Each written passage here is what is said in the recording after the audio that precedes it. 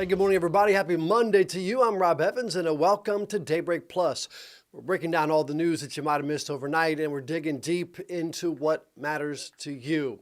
We begin with politics. Less than a month now left in the 89th Texas legislative session, and Governor Greg Abbott has signed a historic bill creating education savings accounts for Texas families.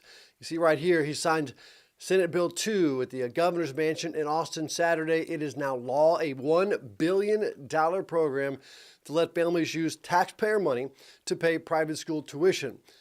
It will be the largest school voucher law in the nation. Now, most students would get about $10,000 per year. Kids with disabilities get up to $39,000. Homeschool students get $2,000. Students who are low income or have disabilities do get priority. Lieutenant Governor Dan Patrick says this program is going to give families more power to choose where their kids go to school. Take a listen. But the war is not over. There will be a vote on vouchers, and he can't stop it, and it will be in November 2026. And that was State Rep Gina Hinojosa, who was actually in opposition to that bill there, or the law now. The opponents unveiled a banner just down the street saying the program will widen the gap in education. The Texas legislature also working to boost public school funding this session. Bills to increase teacher pay and the basic allotment per student are still in committee. Now, KVUE's Isabella Basco did talk with staff at a private school in San Marcos about how this could affect classrooms. Since the start of the 89th legislative session, San Marcos Baptist Academy President Dr. Brian Gunther says his staff has been getting more calls than ever before. I have faculty and staff members who work here who said they grew up in San Marcos and they would have loved to go to the academy, but there was no way they could come to the academy. Dr. Gunther says the state's Education Savings Accounts program creates more opportunities for potential students. But the ESA program has drawn criticism. State Representative Gene Wu from Houston says it hurts public schools. Where's the stuff for our local schools? Where's the stuff for our teachers? Where's the stuff for us? The program would support up to 80,000 eligible students. Dr. Gunther says he expects the program to boost private schools. 80,000 is just a really small drop in the bucket. I think we'll see some rise in enrollment in private schools in some larger urban areas like Houston, like Dallas. Dr. Gunther says it will help their financial aid dollars go further. We see nothing but good things coming out of this, both for public and for private. We have one common goal, and that's to educate kids. And we want to be a vessel for that. And Dr. Gunther also leads the Texas Private Schools Association. He says they're going to train parents on how to go through the ESA process. Academy staff plans to host one of those meetings for the Central Texas area. Well, this morning, the campaign trail continues in the city of Bastrop, the mayoral race heading to a runoff election. Lyle Nelson resigned from his position in January because of allegations of misuse of public funds. 3 people ran to take his spot. Willie De La Rosa, he got 34% of the vote. Ward Northcutt got 17% of the vote, rather. Ismail Harris got 48.6%. Problem is you need a simple majority to be declared a winner, 50% plus 1. Since nobody got 50%, voters are going to have to go back and pick either Willie De La Rosa or Ismail Harris in a runoff. The race will be June 7th. The winner will finish out the remainder of former Nelson's term, which is through next May. You can find all Saturday's May election results right now on KVUE.com/elections. Well, it is now 7:04. Let's take a look at weather and traffic with Casey and Hannah. Casey, how's it looking out there today? You know what? I mean, we had a beautiful weekend. I hope you soaked in that sunshine, the cooler mornings that we had. But beginning today, we're going to start to see the return of some showers and storms. And into tomorrow, where also we're going to be tracking the potential of some severe weather making a comeback. In fact, as we head into especially tonight and tomorrow morning, I am declaring it a weather impact alert day, as we will be looking at a heightened risk to see some of these severe storms with all severe weather modes possible. So make sure you have a way of getting those alerts. Great thing to download would be the KVUE app, where they give you those localized alerts and warnings if they are issued. You can also have that weather radio and also tune in right here to KVUE and KVUE Plus, as we will be tracking these all through the night and into tomorrow morning. As for right now, we're currently off to a pretty quiet start. We could be looking at a little bit of drizzle up towards the hill country, but most of us just a cloudy sky. We're tracking some moisture out towards the Rio Grande Valley. This is going to be pushing in from the southwest, and this will be our source of showers and storms today. Now turning tonight and into tomorrow, this is what our weather maker will be. Very similar to what we had actually last week. Another area of low pressure about 18,000 feet high in the atmosphere will start to push over the Texas panhandle as we head into tomorrow, and that will bring us a stronger potential of some strong severe thunderstorms. Today's risk, level 1 out of 5 for the metro area. Hill country, you're looking at that increasing to a level 2, but especially as we head into tonight. Tomorrow, notice all of us under that level 2 out of 5 risk for those strong severe storms. So tomorrow is going to feature the better potential of seeing all modes of severe weather. And again, I think the time frame here, the main time frame, is going to be beginning late tonight and into about the first half of tomorrow, so during the morning hours. Right now, cloudy sky, the sun is up, temperatures at 63 degrees, both at the airport and Camp Mabry. We'll continue with the mostly cloudy sky today. Heading into later this morning and early this afternoon, we will start to see some spotty areas of rain develop, and then eventually some thunderstorms a little bit later on, where we could be looking at some small hail producers, some heavy rain, some gusty winds. Can't quite rule out an isolated strong severe storm today, but again, the better potential is going to be overnight and into tomorrow morning. So timing this out, notice we'll start to see some stronger storms enter into the hill country heading into tonight, and this will continue to work its way from west to east. By around 6:30, stopping the clock, the morning commute across the I-35 corridor, it could be a little bit dicey. We're talking about some heavy rain potential. Large hail will certainly be a possibility, along with some gusty, damaging winds. And again, within this, can't quite rule out an isolated tornado. That severe weather threat will continue with that shift from west to east, eventually pushing out across the coastal plains closer to about 8, 9, 10 o'clock. And then we'll actually start to see this wind down as we head into later on tomorrow. I think the better severe weather potential will be for the first half of the day, and then we'll start to see things calm down by Tuesday late in the afternoon, Tuesday evening, and certainly by Wednesday, where we no longer have a severe weather potential. For tomorrow's hail risk, we're at a 15% chance of hail. The black lines, the hatch lines that you see, indicating a higher chance of seeing hail of 2 inches in diameter or greater. So that threat for very large hail certainly is there. We have that wind threat for tomorrow, and that tornado threat, it's low but not completely zero at a 5% across the I-35 corridor and out across the coastal plains. Today's forecast, we're back to 75 degrees for high temperatures. It's going to be a little bit cooler than average today. Tomorrow, we see that severe weather potential coloring it red for weather impact alert day. We'll start to see that severe risk wind down heading into late Tuesday. And then for the rest of the week, we'll start to see some improvements. Still some spotty showers and storms on Wednesday, but we are not looking at severe weather risk at that point. Thursday and Friday, even drier and just in time for mom. On the weekend for Mother's Day, should be beautiful, mostly sunny and dry with highs in low to middle 80s. Thank you so much, Casey. What a beautiful weekend it was, but I have to admit the timing of the potential for those storms tomorrow during that morning commute, that is going to be tough when we have so many people out on the roadways. So just be sure to keep it tuned in. We're going to get you to work and school safely together, giving those live updates into the evening, into tomorrow morning. Let's take a look at what we got cooking right now on our roads. So we've already have our slowdowns in the northbound lanes. This is a live look out at Slaughter. There is a crash working in that area that is only impacting frontage road travel right now. So there is an active crash right there at Slaughter Lane and Boggy Creek Drive. And as you can kind of see, it's already really lighting up red through this area in the northbound lanes. But you can get by right now in those main lanes. But that frontage road, pretty much all of those lanes are blocked right now because of that. And then it looks like we also have something else developing heading out towards Buda in those southbound lanes. So really kind of both sides of the highway right now as we are waking up in South Austin. So going to keep my eye on this for you. Already also got some stop and go approaching the Miller area and heading towards DKR Stadium. Looks like some stop and go near airport. On top of that, good morning, Pflugerville. We do have an active crash right now causing some slowdowns in the westbound lanes at West Pflugerville Parkway, where it meets with Green Lawn Boulevard. The good news is that travel is looking pretty good along I-35 through that Pflugerville area right now. But as you can see, definitely slowing down starting in Round Rock. We got some stop and go there heading southbound. Mainer's feeling some slowdowns as well. Buda, 27 miles per hour in the northbound lanes at 34 minutes will get you out the door there.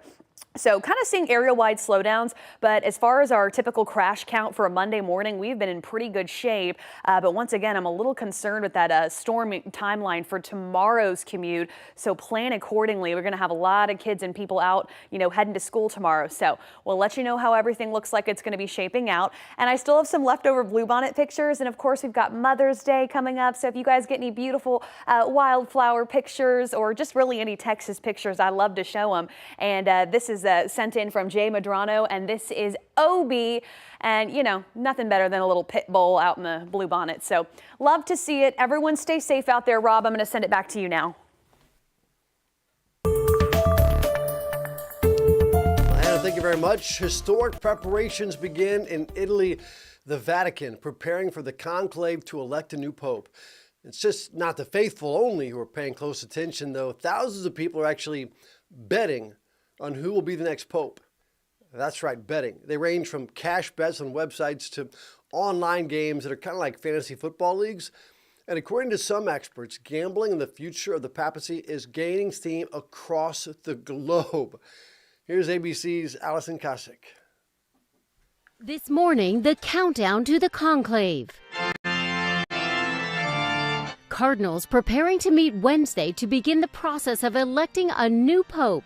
In the meantime, betting on the top contenders has become big business. Global betting sites now taking in a collective $19 million from the thousands of people gambling on the future of the church.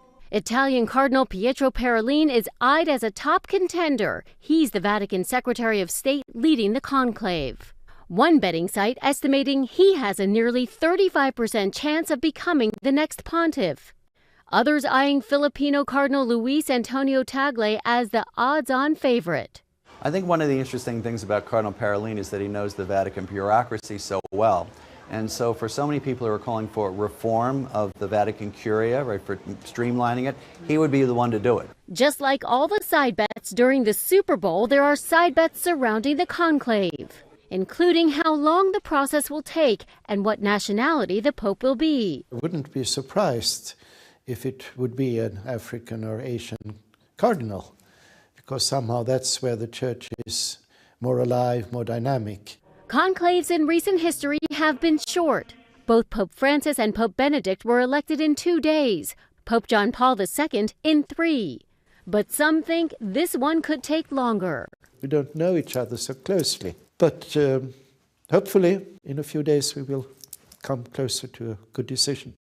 Most conventional sports books in the U.S. refrain from offering odds on papal elections for both legal and ethical reasons, but researchers in Rome have traced gambling on the Pope back to the 16th century. Allison Kosick, ABC News, New York.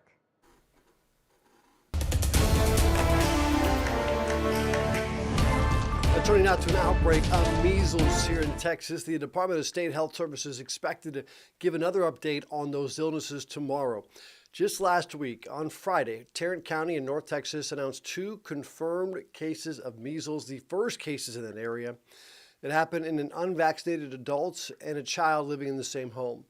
It's unclear if those cases are tied to a growing number of measles cases out of West Texas. But again, right now, 683 total cases in West Texas, 20 more cases since last Tuesday. And speaking of that right there, measles, medical bills can be a financial burden for a whole lot of people. They're hard to navigate, especially if your bill is quite frankly confusing or if it's inaccurate. Maybe you were overcharged. It does happen. And when you can't read the bill with all these codes, what does this mean? What do? Well, you do have options. ABC's Zareen Shah has some tips.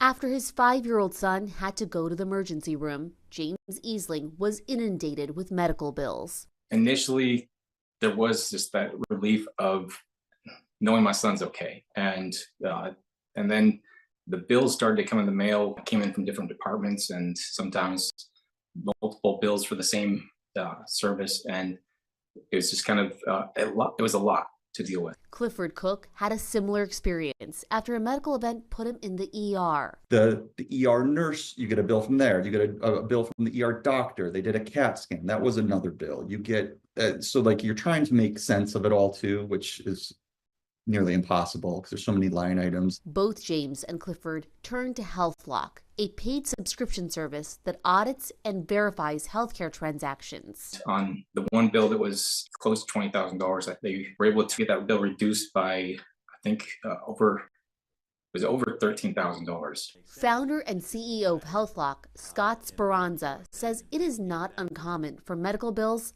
to have errors. There's definitely a financial impact, whether it's a denied claim, a partially denied claim, whether it's an upcharge, a code that should not have been used. Although you can use companies like HealthLock, Goodbill, and Medical Cost Advocate, Speranza says that you do not need to pay for professional services. You can dispute your medical bills on your own. Start by contacting the medical office you went to, which Speranza says will be easier than dealing with your insurance company, and negotiate the bill based on the cash rate amount. If I did not have insurance, what would you charge me? That's a good place to start because that's going to give you a baseline. And so if it was the cash pays $500 for the MRI and they're charging $2,500, why? And using that basis as a factual point to then build a case. Speranza says these negotiations can be difficult, and although there is no guarantee you'll be able to lower your bill, using a third-party service may be beneficial. Clifford says he was able to get his bill down 10% by negotiating on his own, but he adds that he got a better outcome by opening a claim through his HealthLock subscription. At the end of the day, they saved me 25%. Zoreen Shah, ABC News, Los Angeles. Yeah, that's absolutely outrageous, the fact that an MRI might be $500 if you don't have insurance, but if you pay $1,000 a month to have insurance, then you've got to pay thousands of dollars for the MRI, this healthcare system. All right, I digress. Let's talk about other financial things. This is the good financial thing, having a lot of money. Warren Buffett, one of the richest men in the history of the world, is retiring. The man known as the Oracle from Omaha plans to step down as CEO of Berkshire Hathaway. ABC's Rhiannon Alley has more on the man who's considered one of the most successful investors of the 20th century. Warren Buffett's net worth these days is about $169 billion. But even at age 94, his announcement that he's retiring at the end of the year came as a shock to his shareholders this weekend. You can feel people were upset. So it was heartbreaking. The legendary investor, known for drinking 5 cans of Coke per day and living in the same house in Omaha since 1958, took questions from people in the audience, old and young, looking for advice. Buffett saying when it comes to success, it's all about the people in your life. You want to hang out with people that are better than you are. He spoke about the pressing issue of the day, tariffs and the global economy. Trade should not be a weapon, and I think it's led to bad things. Just the attitudes it's brought out. And he spoke about American exceptionalism. If I were being born today, I would just keep negotiating in the womb until they said you can be in the United States. His achievements are staggering. Over the last 60 years, Buffett generated returns of about 5.5 million %, compared to the S&P 500's 39,000% return. Now the world's 5th richest person, perhaps Buffett's biggest accomplishment is longevity. He was asked the key to living a long life. I like to attribute it to this and a few other things, but I think a happy person lives longer than somebody that's doing some things that they don't really admire that much. As for investing, Buffett long followed advice from his late business partner, Charlie Munger. He said, forget about buying fair businesses at wonderful prices. Instead, buy wonderful businesses at fair prices. Rhiannon Alley, ABC News, New York. Sounds like good advice. Hey, it's happy Cinco de Mayo, by the way. The Mexican holiday celebrates the day that the Mexican army defeated the French back in 1862. But no, it is not Mexican Independence Day. A lot of people say that, but it's not. Some people enjoying the day with a margarita or two, but please remember, be responsible. Do not get behind the wheel. And we leave you this morning with something to talk about. The force was strong in an Austin museum over the weekend. The Bullock Museum hosted its Star Wars Day celebration on, of course, Sunday, May the 4th. May the 4th be with you. Fans from across the galaxy You could get photos with characters and make their own paper lightsabers and make their own Yoda ears. They got in for free thanks to HEB Free First Sunday. Now, Kristen Johnson works at the museum and talked about the excitement around the day. In the Austin area, there are so many different costume organizations with Star Wars, and a lot of them go to hospitals, schools, and they are just a very charitable organizations who spend their time trying to make families happy and do a great job doing that. And the museum's next HEB Free First Sunday events will honor the Juneteenth holiday.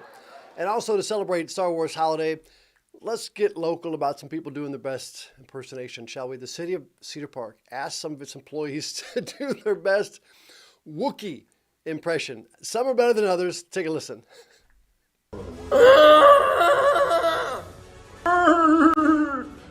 Do another one. Do it again.